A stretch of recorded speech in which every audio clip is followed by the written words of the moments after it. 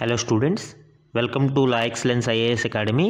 ఈరోజు మనం డిసెంబర్ 27 నాటి ఈనాడు న్యూస్ పేపర్లోని ఇంపార్టెంట్ కరెంట్ అఫైర్స్ గురించి డిస్కస్ చేద్దామండి. ఈరోజు important topics to be covered మనం అబ్జర్వ్ చేస్తే ఫస్ట్ వన్ చూడండి, ఆర్థిక సంస్కర్త అస్తమయం. సో భారత మాజీ ప్రధాని శ్రీ మన్మోహన్ సింగ్ గారు మరణించడం జరిగింది. ఆయనకి సంబంధించిన ఇంపార్టెంట్ డీటెయిల్స్ మనకి ఈరోజు న్యూస్ ఆర్టికల్లో రావడం జరిగిందండి. ఇది మనకి పర్సన్ ఇన్ న్యూస్లో ఇంపార్టెంట్. అలానే వృద్ధి రేటును కాపాడుకోవడం ఎలా, సో జీడిపి యొక్క గ్రోత్ రేటు కమింగ్ ఫిజికల్ ఇయర్స్లో ఏ విధంగా కాపాడుకోవాలి అండ్ దానికి సంబంధించిన ఛాలెంజెస్ ఏమేమి ఉన్నాయి అనేది ఈరోజు లీడ్ ఆర్టికల్ రావడం జరిగిందండి. అది మనకి ఎకానమీలో ఇంపార్టెంట్. అండ్ థర్డ్ వన్, భారత సరిహద్దులో China water bomb. So China ప్రభుత్వం బ్రహ్మపుత్ర నది మీద ఒక అతిపెద్ద జల విద్యుత్ ప్రాజెక్టును నిర్మించడానికి ప్రయత్నిస్తుంది. సో ఆ కంటెక్స్ట్లో మనకి ఇది international relations, geography, disaster management లాంటి టాపిక్స్లో ఇంపార్టెంట్. ఫోర్త్ వన్ చూడండి, విపత్తు హెచ్చరికల వ్యవస్థలో భారత్ అగ్రగామి. సో మనకి డిజాస్టర్ ఎర్లీ వార్నింగ్ సిస్టమ్స్ అనేవి మనం డెవలప్ చేసుకోవడం జరిగింది. ముఖ్యంగా ఇన్కాయిస్ గురించి ఇక్కడ ఈ డీటెయిల్స్ ఇవ్వడం జరిగిందండి. ఇది మనకి డిజాస్టర్ మేనేజ్మెంట్లో ఇంపార్టెంట్. అండ్ ఆర్బీఐలో కృత్రిమ మేధ, సో ఆర్టిఫిషియల్ ఇంటెలిజెన్స్ని ఎథికల్గా ఏ విధంగా ఉపయోగించుకోవాలి అనే ఒక ఉన్నత స్థాయి కమిటీ అనేది ఆర్బీఐ వేయడం జరిగింది. ఆ కంటెక్స్ట్లో మనకి ఇది economy and science and technology టాపిక్స్లో ఇంపార్టెంట్. ఇవే కాకుండా అదర్ ఇంపార్టెంట్ కరెంట్ అఫైర్స్ గురించి కూడా డిస్కస్ చేద్దాం.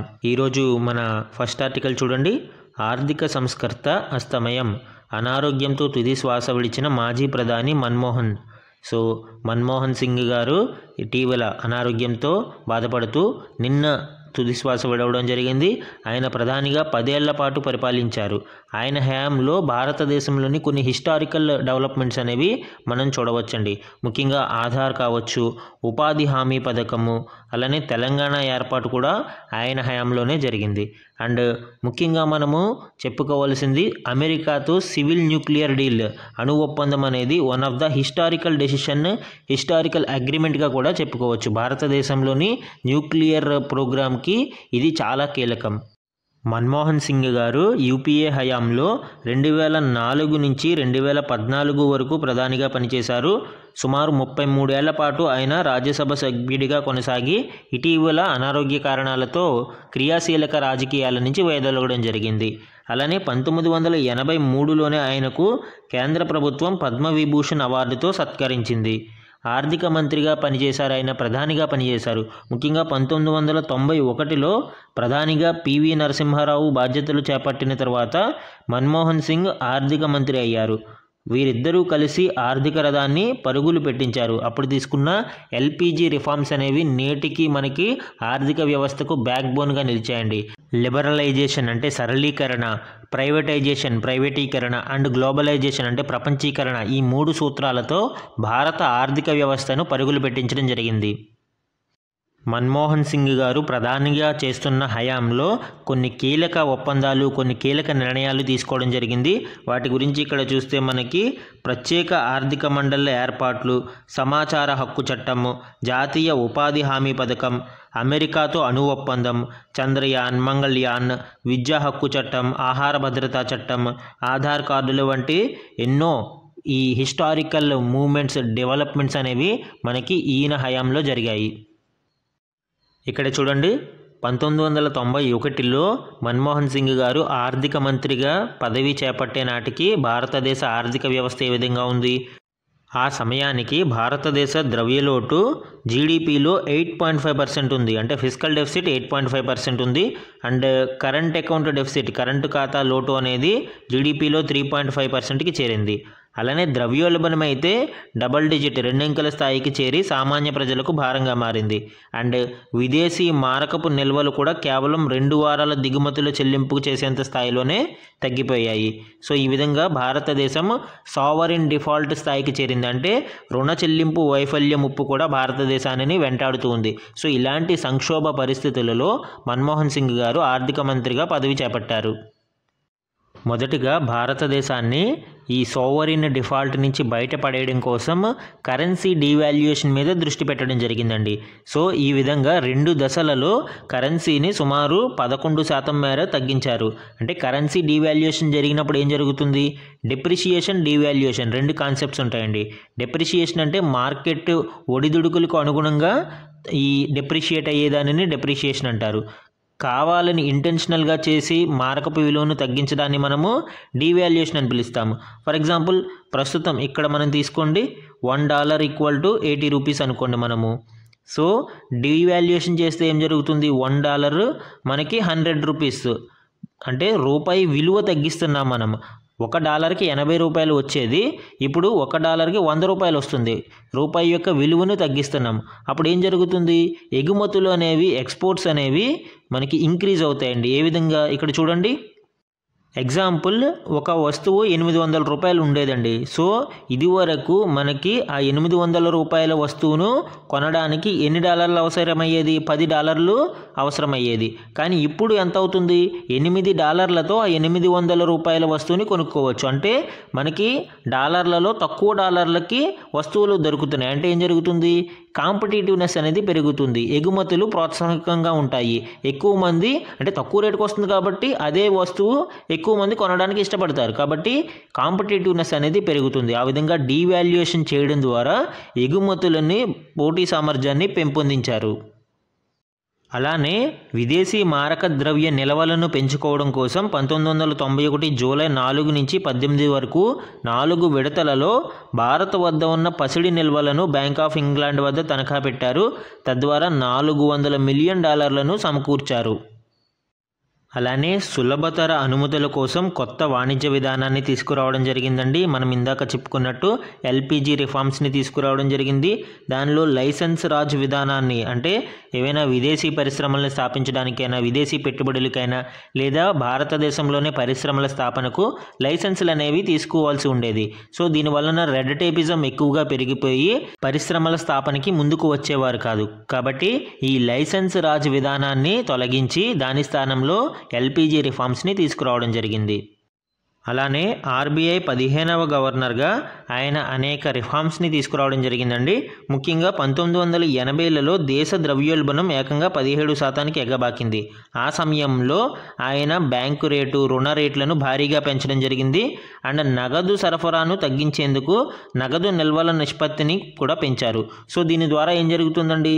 బ్యాంక్ రేట్స్, రెపో రేట్స్ ఇట్లాంటివి పెంచడము, నగదు నిల్వల నిష్పత్తి సిఆర్ఆర్, క్యాష్ రిజర్వ్ రేషియో అంటాము. సో వీటిని పెంచడం వలన ద్రవ్య సరఫరా అనేది తగ్గిపోతుంది. ఎప్పుడైతే మార్కెట్లోకి ద్రవ్య సరఫరా అనేది తగ్గిందో కొనడానికి కొనుగోలు శక్తి అనేది తగ్గుతుంది. సో డిమాండ్ తగ్గితే ఆటోమేటిక్గా ధరలు కూడా తగ్గుతాయి. సో ఇది ద్రవ్యోల్బణం తగ్గడానికి సహాయపడుతుంది. సో ఈ విధంగా ద్రవ్యోల్బణం 17% పీక్కి చేరినప్పుడు ద్రవ్యోల్బణాన్ని తగ్గించడానికి ఈ సంస్కరణలని తీసుకురావడం జరిగింది. మన్మోహన్ సింగ్ గారి టాప్ 5 హిస్టారికల్ డెసిషన్స్ మనం చూస్తే ఎకనామిక్ లిబరలైజేషన్, ఎల్పిజి రిఫార్మ్స్ని చెప్పుకోవచ్చు. అలానే MGNREGA, Mahatma Gandhi national rural employment guarantee act, ఉపాధి హామీ చట్టం అని పిలుస్తాము. అలానే nuclear deal with the US, అప్పటి వరకు భారతదేశం మీద శాంక్షన్స్ని విధించిన యుఎస్ఏ సివిల్ న్యూక్లియర్ డీల్ని భారతదేశంతో కుదుర్చుకోవడం జరిగింది.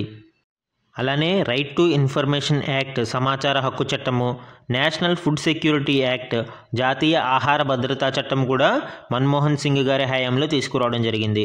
సో ఈ విధంగా భారతదేశంలో ఒక కీలక మార్పులకి మన్మోహన్ సింగ్ గారు శ్రీకారం చుట్టడం జరిగింది. సో ఆయన ఇటీవల మరణించడం భారతదేశానికి ఒక తీరని లోటుగా చెప్పుకోవచ్చండి. మన నెక్స్ట్ ఆర్టికల్ చూడండి, వృద్ధి రేటును కాపాడుకోవడం ఎలా. సో మనకి కమింగ్ ఫిస్కల్ ఇయర్స్లో వృద్ధి రేటును ఏ విధంగా కాపాడుకోవాలి, ఎస్పెషల్లీ వివిధ రకాల కారణాల చేత భారత ఆర్థిక వృద్ధి, జీడిపి వృద్ధి అనేది తగ్గుముఖం పట్టవచ్చు అనేది ఒక అంచనా. ముఖ్యంగా 6.5 నుంచి 7 మధ్యలో ఈ జీడిపి గ్రోత్ రేటు ఉంటుందని ఒక అంచనా అండి. 2025లో కూడా ఇండియా ఆర్థికానికి దేశీయంగా మరియు అంతర్జాతీయంగా పలు సంక్లిష్ట సవాళ్లు ఎదుర్కొనున్నాయి. సో వాటన్నిటినీ మనం ఎదుర్కొని జీడిపి వృద్ధిని ఏ విధంగా కాపాడుకోవాలి అనేది ఇక్కడ డిస్కస్ చేయడం జరిగిందండి. ముఖ్యంగా రానున్న రోజులలో జరిగే అంతర్జాతీయ పరిణామాలు భారత ఆర్థిక వ్యవస్థ మీద ప్రభావం చూపే అవకాశం ఉందండి. ఎస్పెషల్లీ మనకి వెస్ట్ ఏషియాలో జరుగుతున్న అన్సర్టెనిటీ, ఇజ్రాయెల్ వార్ కారణంగా కావచ్చు, అలానే అమెరికా ఫస్ట్ నినాదంతో అమెరికా అధ్యక్ష పీఠం ఎక్కుతున్న ట్రంప్ యొక్క వాణిజ్య విధానాలు కావచ్చు, ఇవన్నీ భారత ఆర్థిక వ్యవస్థ మీద నెగిటివ్ ప్రభావాన్ని చూపిస్తాయి. అలానే ఇటీవల రూపాయి పతనం కూడా మనకి సిగ్నిఫికెంట్గా కనిపిస్తూ ఉందండి. నానాటికి అమెరికన్ డాలర్ భారత కరెన్సీతో బలపడుతూ ఉంది. అంటే రూపాయి విలువ అనేది తగ్గుతుంది.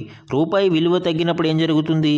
మనకి దిగుమతి చేసుకునే వస్తు సేవలు మరింత పెరిగిపోయి ద్రవ్యోల్బణం అనేది పెరుగుతుంది. డిప్రిషియేషన్ అనే కాన్సెప్ట్ ఇక్కడ వస్తుంది. ఇందాక మనము డిస్కస్ చేసాం డివాల్యుయేషన్ అనే కాన్సెప్ట్. అక్కడ డివాల్యుయేషన్ ఏం జరుగుతుంది? డెలిబరేట్గా తగ్గిస్తే డివాల్యుయేషన్, ఆటోమేటిక్గా మార్కెట్ ఫోర్సెస్ ఆధారంగా తగ్గితే డిప్రిషియేషన్. ఇక్కడ ఎగ్జాంపులే తీసుకోండి. 80 రూపీస్ మనకి $1 అనుకున్నప్పుడు డిప్రిషియేషన్ కారణంగా అది 100 రూపీస్ అయింది. సో 100 రూపీస్ అయినప్పుడు దిగుమతులు ఏమవుతాయి? $10 వస్తువుని మనము దిగుమతి చేసుకోవాలి. ఇదివరకు 80 రూపీస్ ఉండేది కాబట్టి డాలరు $800 చెల్లిస్తే సరిపోయేది. ఇప్పుడు 100 రూపీస్ $1 అయింది కాబట్టి $1000 చెల్లించాలి అదే వస్తువుకి.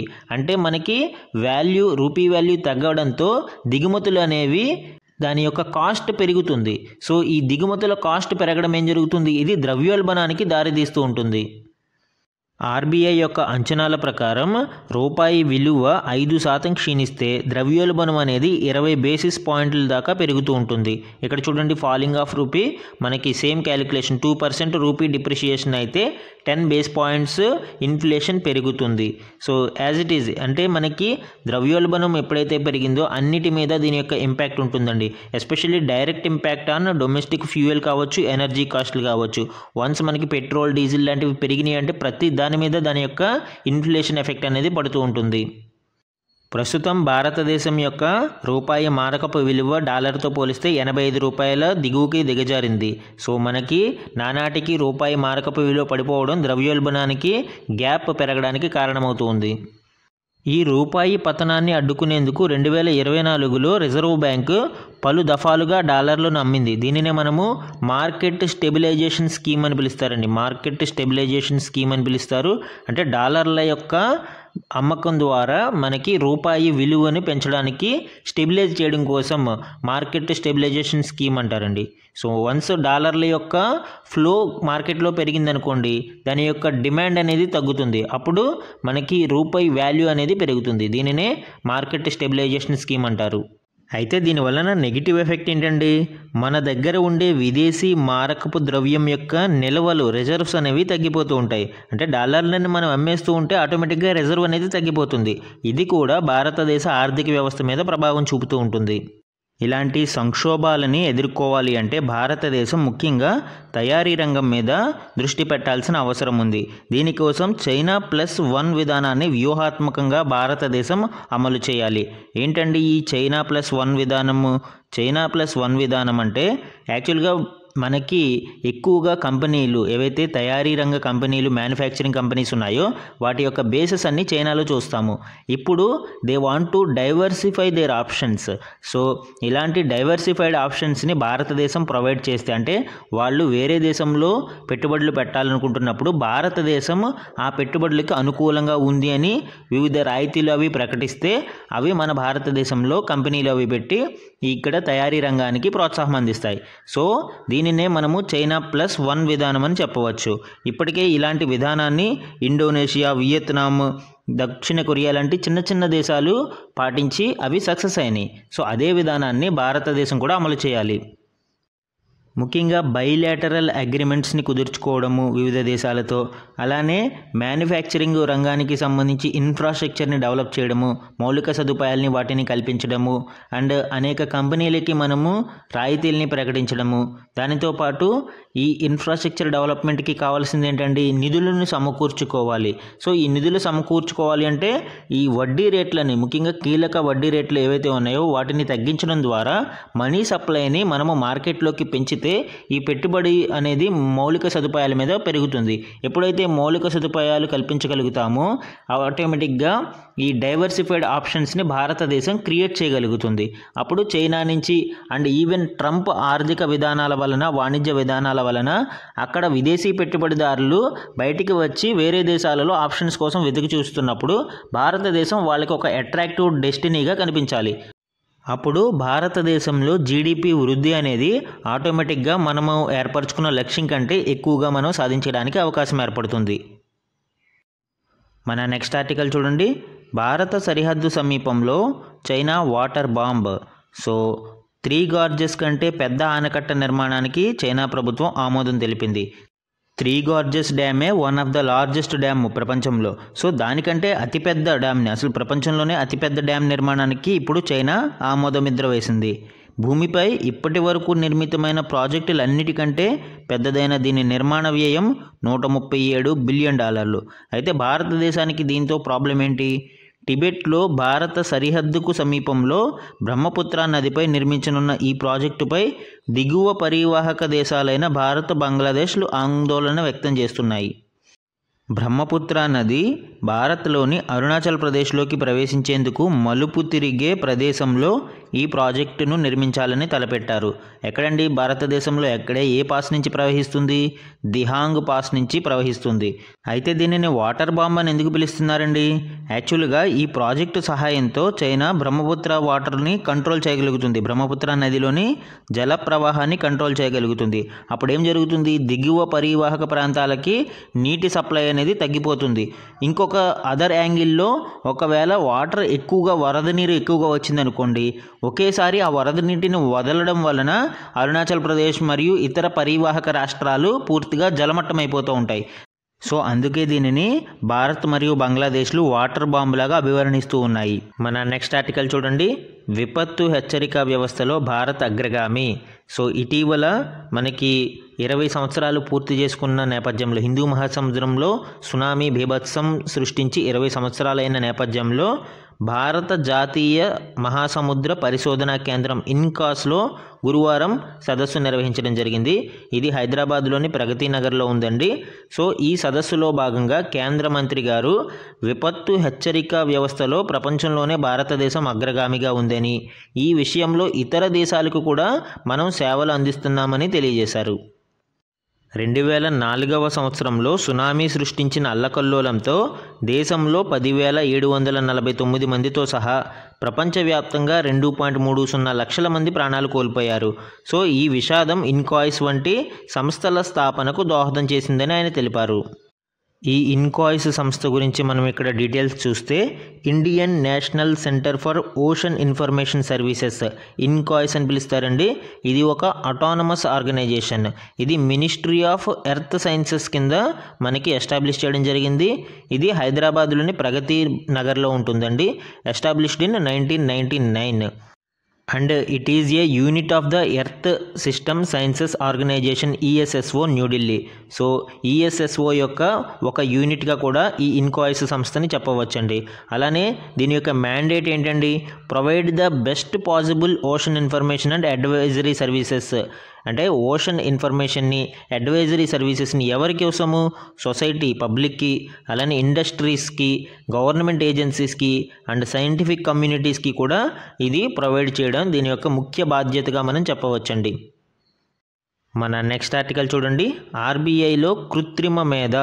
సో కృత్రిమ మేధ, ఆర్టిఫిషియల్ ఇంటెలిజెన్స్ యొక్క ఉపయోగం కోసం ఏ విధంగా మనము ఉపయోగించుకోవచ్చు RBI యొక్క కార్యకలాపాలలో అనే దానికోసం నియమావళి అభివృద్ధికి 8 మందితో కూడిన ఒక కమిటీని ఏర్పాటు చేయడం జరిగింది. దానికి సంబంధించిన డీటెయిల్స్ ఇప్పుడు చూద్దామండి. ఆర్థిక రంగంలో కృత్రిమ మేధను బాధ్యతాయుతంగా, నైతికతతో తీసుకొచ్చేందుకు ఒక నియమావళిని అభివృద్ధి చేయడానికి 8 మంది సభ్యులతో కమిటీని ఏర్పాటు చేస్తున్నట్లు రిజర్వ్ బ్యాంక్ ఆఫ్ ఇండియా ప్రకటించింది. మొత్తం ఆర్థిక రంగంలో not only specified to RBI, దేశ ఆర్థిక రంగంలో కృత్రిమ మేధ యొక్క వినియోగం కోసం ఈ కమిటీ వర్క్ చేస్తుంది. దీనికి IIT బాంబే ప్రొఫెసర్ పుష్పక్ భట్టాచార్య నేతృత్వం వహించనున్నారు. ముఖ్యంగా ఈ కమిటీ ప్రపంచవ్యాప్తంగా ఈ ఏఐ అనేది ఆర్థిక రంగంలో ఏ విధంగా ఉపయోగిస్తున్నారు, దానికి సంబంధించిన రెగ్యులేషన్స్ అండ్ నియంత్రణ చర్యలు ఏమేమి ఉన్నాయి అనే దాని మీద అధ్యయనం చేస్తుంది. అలానే ఏఐ టెక్నాలజీని ఉపయోగించడం వల్ల జరిగే ప్రమాదాలని కూడా ఇది గుర్తిస్తుంది. అంటే దానివల్ల ఏ విధమైన నష్టాలు సంభవిస్తాయనే దాని మీద కూడా అధ్యయనం చేస్తుందండి. ముఖ్యంగా బ్యాంకులు, ఎన్బిఎఫ్సిలు, ఫిన్టెక్ కంపెనీలు, పిఓఎస్లతో పాటు ఆర్థిక సంస్థలకు కూడా పర్యవేక్షణ ఫ్రేమ్వర్క్ను సిఫారసు చేస్తుంది. అంటే ఏ విధమైన రెగ్యులేషన్ ఫ్రేమ్వర్క్ ఉండాలి, ఏఐని ఎంత మోతాదులో వినియోగించాలి, ఏ ఏ రంగాల వరకు దానిని మనము ఉపయోగించుకోవాలి అనే ఒక ఫ్రేమ్వర్క్ని ఇది అందిస్తూ ఉంటుంది. భారతీయ ఆర్థిక రంగంలో ఏఐ నమూనాలు, అప్లికేషన్లను బాధ్యతాయుతంగా, నైతికంగా స్వీకరించేందుకు పాలనాపరమైన అంశాలతో పాటు ఒక ఫ్రేమ్వర్క్ను కమిటీ సిఫారసు చేయనుంది. అలానే ఈ కమిటీ తొలి సమావేశం జరిగిన నాటి నుంచి 6 నెలలలోగా నివేదికను సమర్పిస్తుందని ఆర్బీఐ తెలియజేయడం జరిగింది. ముఖ్యంగా మనం ఇక్కడ గుర్తుపెట్టుకోవాల్సింది పుష్పక్ భట్టాచార్య యొక్క ఆధ్వర్యంలో ఈ కమిటీని ఏర్పాటు చేయడం జరిగింది. ఇది వివిధ సంస్థలకు, ఆర్థిక రంగ సంస్థలకు లైక్ బ్యాంక్స్, ఫిన్టెక్ కంపెనీలు, ఎన్బిఎఫ్సిలకి ఒక రెగ్యులేషన్ ఫ్రేమ్వర్క్ని, ఏఐని ఎలా ఉపయోగించుకోవాలి అనే ఒక ఫ్రేమ్వర్క్ని సిఫారసు చేయడం కోసం ఏర్పాటు చేయడం జరిగింది. మన నెక్స్ట్ వన్ చూడండి, ఖాళీగా యువత. సో మనకి ఇండియా ఎంప్లాయ్మెంట్ రిపోర్ట్ 2024 ప్రకారం ఇక్కడ డేటాని ఇవ్వడం జరిగిందండి. ముఖ్యంగా ఏ విధమైన స్కిల్ డెవలప్మెంట్ కోర్సెస్లో కానీ, ఉద్యోగంలో కానీ, లేదా విద్యా నైపుణ్యంలో కానీ లేకుండా ఖాళీగా కొంతమంది యువత అనేది ఉంటూ ఉన్నారు. వాళ్ళకి సంబంధించిన డీటెయిల్స్ ఇక్కడ ఇవ్వడం జరిగింది. ఏ దేశమైనా ఆర్థిక అభివృద్ధి సాధించాలంటే నవతరం చక్కగా చదువుకోవాలి, దానికి తగిన నైపుణ్యాలు అందిపుచ్చుకుని ఉద్యోగ వ్యాపారాలలో స్థిరపడాలి.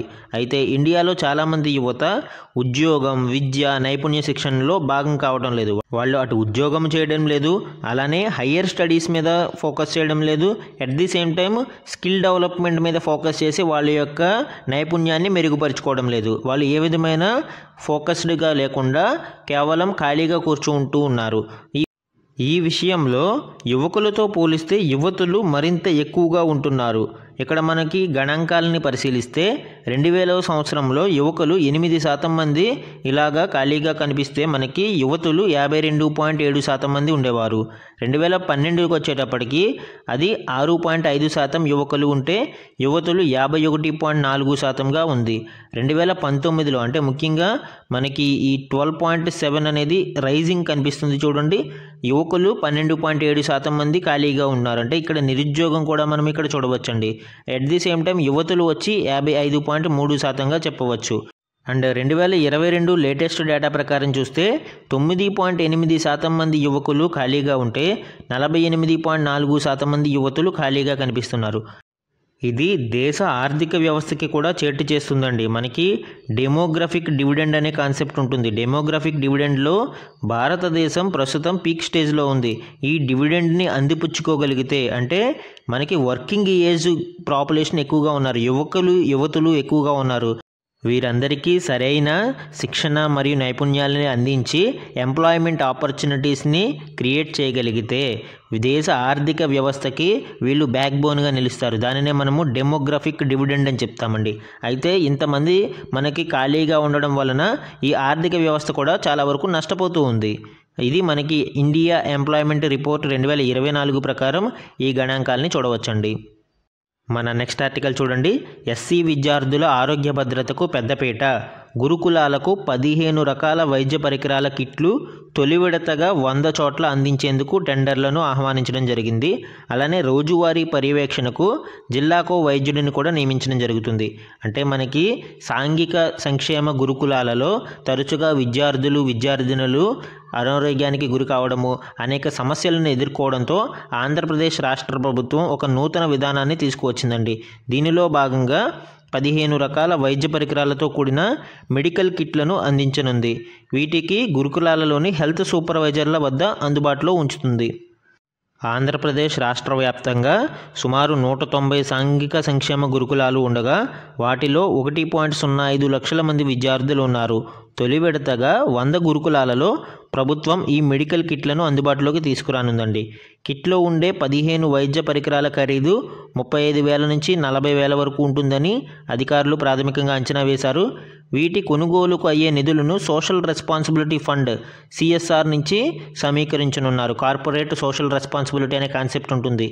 అలానే రోజువారీ ఆరోగ్య వివరాల నమోదు, వాటికి సంబంధించిన చికిత్స అందించేలాగా ఒక పర్యవేక్షక విధానాన్ని ప్రభుత్వం తీసుకొచ్చిందండి. రాష్ట్ర వ్యాప్తంగా ఉన్న గురుకులాలలో ఎక్కడైనా విద్యార్థులు అనారోగ్యానికి గురైన వారి యొక్క వ్యాధి తీవ్రత ఎంత, ఎన్ని రోజులు వాళ్ళు ఆ సమస్యను ఎదుర్కొన్నారు అండ్ తర్వాత తగ్గిందా లేదా లాంటి వివరాల నమోదు కోసం ఒక సంక్షేమ వసతి గృహాధికారిని జిల్లాకి ఒక డాక్టర్ చొప్పున నియమించిందండి. సో అలానే యంత్ర పరికరాలతో ఆహారాన్ని వండేందుకు కూడా ఇక్కడ మనకి ఒక నూతన విధానాన్ని తీసుకువచ్చింది. ఇటీవల ఆహారం కలుషితం అవుతూ ఉండడంతో గురుకులాలలోని విద్యార్థులు తరచూ అస్వస్థతకు గురవుతూ ఉన్నారు. ఈ నేపథ్యంలో అక్కడ వంట వండే పద్ధతుల్లో మార్పులు తీసుకొచ్చేందుకు ప్రభుత్వం నడుం కట్టింది. యంత్ర పరికరాల సహాయంతో ఆహారం వండేందుకు వీలుగా ఏర్పాట్లు చేస్తుంది. తొలి విడతగా 100 గురుకులాలలో అందుకు అవసరమైన సామాగ్రి కొనుగోలుకు టెండర్లను పిలిచింది. అంటే ముఖ్యంగా ఇక్కడ 15 రకాల వైద్య పరికరాల కిట్లను ఉంచుతుంది. అలానే ఒక జిల్లాకు ఒక పర్యవేక్షక వైద్యుడిని ఏర్పాటు చేస్తుంది. అండ్ మిషనరీతో ఏదైతే యంత్ర పరికరాలతో ఆహారాన్ని వండే విధానాన్ని కూడా తీసుకువస్తుంది. ఈ విధంగా గురుకులాలలో విద్యార్థులకు అవసరమైన సదుపాయాలన్నింటినీ కల్పిస్తూ ఉంది. మన నెక్స్ట్ ఆర్టికల్ చూడండి. పర్యాటకోత్సాహం. గత ఏడాది తెలంగాణ రాష్ట్రంలో వివిధ ప్రదేశాలను సందర్శించిన డొమెస్టిక్ ట్రావెలర్స్ అంటే దేశీయ పర్యాటకులు 5.84 కోట్ల మంది ఉండగా ఈ ఏడాది 8 నెలలలోనే 6.5 కోట్లకు చేరింది. అంటే గత ఏడాదితో పోలిస్తే ఈ ఏడాది 8 నెలల్లోనే ఆ టార్గెట్ దాటేసింది. ముఖ్యంగా ములుగు జిల్లాకు 1.44 కోట్ల మంది పర్యాటకులు ఇక్కడ పర్యటించడం జరిగింది. పర్యాటక శాఖ గణాంకాలు ఈ విషయాన్ని తెలియజేస్తూ ఉన్నాయి. జిల్లాల వారీగా ఇక్కడ గణాంకాలని పరిశీలిస్తే జనవరి నుంచి ఆగస్టు వరకు మనకి పర్యాటక రంగంలో మొదటి 5 స్థానాలలో ఉన్న జిల్లాలు ములుగు మనకి 1.44 కోట్ల మందితో ములుగు ఫస్ట్ ప్లేస్లో ఉందండి. సెకండ్ వన్ రాజన్న సిరిసిల్ల జిల్లాలో 1.27 కోట్ల మంది పర్యాటకులు పర్యటించారు. థర్డ్ హైదరాబాద్ +3 అంటే హైదరాబాద్, మేడ్చల్, రంగారెడ్డి, వికారాబాద్ జిల్లాలన్నీ కలిపి 1.18 కోట్ల మంది పర్యాటకులు ఇక్కడ పర్యటించడం జరిగింది. అలానే 4th ప్లేస్లో యాదాద్రి జిల్లా 78 లక్షల మంది ఇక్కడ పర్యటించడం జరిగిందండి. జగిత్యాల 5th ప్లేస్లో 36 లక్షల మంది ట్రావెలర్స్తో 5th ప్లేస్లో ఉంది. ఎట్ ది సేమ్ టైం మనము 2023-24 గణాంకాలని పరిశీలిస్తే విదేశీ యాత్రికులు తగ్గుముఖం పట్టడం జరిగింది. 1,60,000 మంది మనకి 2023లో పర్యటిస్తే అది 2024లో 1,08,545కు తగ్గింది. సో ఈ గణాంకాలు మనకి పర్యాటక శాఖ తెలియజేసిందండి. అండ్ సమ్ ఇంపార్టెంట్ వన్లైనర్స్ని మనం ఇక్కడ అబ్జర్వ్ చేస్తే ఇక్కడ చూడండి. ఇటీవల రష్యాలోని కజాన్లో నిర్వహించిన బ్రిక్స్ సదస్సులో ప్రధాని మోదీ రష్యా అధ్యక్షుడు వ్లాదిమిర్ పుతిన్కు ఏ కళాఖండాన్ని బహుమతిగా అందజేశారు. సో ఇక్కడ మనము 2 పాయింట్లని గుర్తుపెట్టుకోవచ్చు. ఇటీవల బ్రిక్స్ సదస్సు ఎక్కడ జరిగింది? రష్యాలోని ఖజాన్ అనే ప్రాంతంలో జరిగింది. అక్కడ ఏ పెయింటింగ్ని బహుమతిగా పుతిన్కి మోదీ గారు అందించారు? సోహ్రాయ్ పెయింటింగ్. ఈ సోహ్రాయ్ పెయింటింగ్ ఎక్కడ ఉంటుందండి? జార్ఖండ్లోని హజారీబాగ్ జిల్లా నుంచి 1 డిస్ట్రిక్ట్ 1 ప్రోడక్ట్లో భాగంగా గుర్తించిన ఈ పెయింటింగ్ను వ్యవసాయ ఆధారిత జీవితాలను మానవుడికి ప్రకృతికి మధ్య ఉన్న సంబంధాన్ని ఈ పెయింటింగ్ ప్రతిబింబిస్తుంది. సో ఇక్కడ చూడండి 2020లోనే ఈ సోహారీ పెయింటింగ్కి GI ట్యాగ్ అనేది లభించింది. ఇది ఒక tribal mural art. Mural art అంటే గోడల మీద కుడ్య చిత్రాలు అంటాం, గోడల మీద వేసేదానిని మ్యూరల్ ఆర్ట్ అని పిలుస్తారు. సో ఇది మనకి హజారీబాగ్, జార్ఖండ్లోని హజారీబాగ్ ప్రాంతంలో ప్రాక్టీస్ చేస్తూ ఉంటారండి. అలానే వీటి యొక్క రూట్స్ మనము మీజోలిథిక్ మరియు చాల్కోలిథిక్ అంటే మధ్యరాతి యుగము, తామ్ర శిలాయుగము, సో ఇలాంటి ఈ కాలానికి చెందిన వాటిగా కూడా చాలామంది భావిస్తూ ఉంటారండి. ఇక్కడ చూడండి మీజోలిథిక్ పెయింట్స్ కూడా కొంచెం దగ్గరగా ఇలానే కనిపిస్తూ ఉంటాయి. కాబట్టి ఈ సోహ్రాయ్ పెయింటింగ్ యొక్క ఆర్ట్ అనేది ఈ కాలానికి నుంచి కంటిన్యూ అవుతుంది అనేది చాలామంది యొక్క భావన. అలానే నెక్స్ట్ వన్ చూడండి. 2024 global multi dimensional poverty index నివేదిక ప్రకారం ప్రపంచవ్యాప్తంగా సుమారు ఎంతమంది తీవ్రమైన బహుమితీయ పేదరికంలో నివసిస్తున్నారు, మల్టీ డైమెన్షనల్ పావర్టీలో ఎంతమంది ఉన్నారు అనేది ఇక్కడ మనం చూడవచ్చు.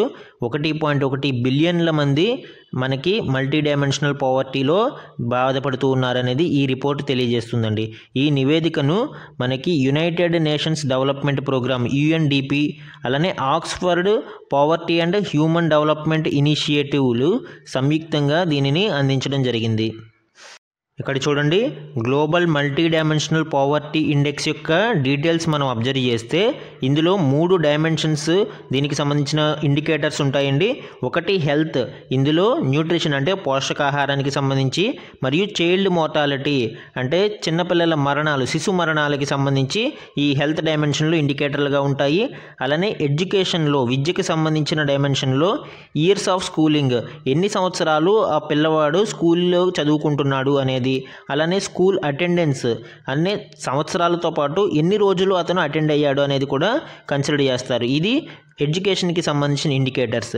అలానే థర్డ్ వన్ లివింగ్ స్టాండర్డ్స్ అంటే జీవన ప్రమాణాలకి సంబంధించి ఈ కొన్ని ఇండికేటర్స్ ఇచ్చారు. కుకింగ్ ఫ్యూయల్ అంటే వంటకి సంబంధించిన ఇంధనం అది అందుతుందా, శానిటేషన్ అంటే డ్రింకింగ్ వాటర్, రక్షిత మంచినీరు అనేది సరఫరా చేస్తున్నారా లేదా, ఎలక్ట్రిసిటీ ఉంటుందా లేదా వాళ్ళకి, అండ్ హౌసింగ్ వాళ్ళకి గృహాలు అనేవి నిర్మించారా లేదా, అసెట్స్ వాళ్ళ యొక్క ఆస్తుల వివరాలు, ఇవన్నీ కూడా ఈ ఇండికేటర్స్ ఇక్కడ ఇవ్వడం జరిగింది. ఈ విధంగా మొత్తం 10 ఇండికేటర్లు ఈ గ్లోబల్ మల్టీ డైమెన్షనల్ పావర్టీ ఇండెక్స్లో ఉంటాయండి. అలానే ఇంకొక ఇంపార్టెంట్ విషయం ఏంటి అంటే మనకి నీతి ఆయోగ్ కూడా ప్రతి సంవత్సరం మల్టీ డైమెన్షనల్ పావర్టీ ఇండెక్స్ అనే ఒక ఇండెక్స్ని ప్రచురితం చేస్తుంది భారతదేశం వరకు. దీంట్లో ఈ 10 ఇండికేటర్స్తో పాటు ఇంకొక 2 ఇండికేటర్లని ఇక్కడ మనం చూడవచ్చండి. ఆ 2 ఇండికేటర్లు ఏంటి అంటే మనకి హెల్త్లో మెటర్నల్ హెల్త్ అంటే తల్లుల యొక్క ఆరోగ్యంకి సంబంధించి మెటర్నల్ హెల్త్, అలానే లివింగ్ స్టాండర్డ్స్లో బ్యాంక్ అకౌంట్ అనేది కూడా ఒక ఇండికేటర్గా ఇక్కడ ఇవ్వడం జరిగిందండి. సో ఈ విధంగా మనకి ఇంకొక 2 అదనపు ఇండికేటర్లని నీతి ఆయోగ్ తన ఇండెక్స్లో ఏర్పాటు చేయడం జరిగింది. ఈ key findings of the global multi dimensional poverty index మనం అబ్జర్వ్ చేస్తే మనకి యుద్ధం జరుగుతున్న దేశాలలో ఈ డైమెన్షన్స్లోని ఇండికేటర్స్ అనేవి ఎక్కువగా సఫర్ అవుతూ ఉండడం మనం చూడవచ్చండి. అలానే భారతదేశం ఇక్కడ చూడండి, 234 మిలియన్ల పేదలతో భారతదేశం ప్రపంచంలోనే లార్జెస్ట్ పావర్టీ కలిగి ఉన్న దేశంగా ఉంది. మొత్తం ప్రపంచంలో ఎంతమంది ఉన్నారు? సుమారు 112 కంట్రీలలో 1.1 బిలియన్ పీపుల్ అంటే 18% ప్రజలు ఇక్కడ మనకి పేదరికంలో బాధపడుతూ ఉన్నారు. ఇందులో ఈ 1.1 బిలియన్ పీపుల్లో 234 మంది కేవలం భారతదేశంలోనే ఉన్నారు. అంటే లార్జెస్ట్ పాపులేషన్ మనం ఇక్కడ అంటే పావర్టీ పాపులేషన్ని చూస్తే భారతదేశంలోనే నివసిస్తూ ఉన్నారు. ఇది మనకి ఇంపార్టెంట్ ఫైండింగ్స్గా చెప్పుకోవచ్చు. ఇవి ఈరోజు ఈనాడు న్యూస్ పేపర్లోని ఇంపార్టెంట్ కరెంట్ అఫైర్స్ అండి. Thank you for watching.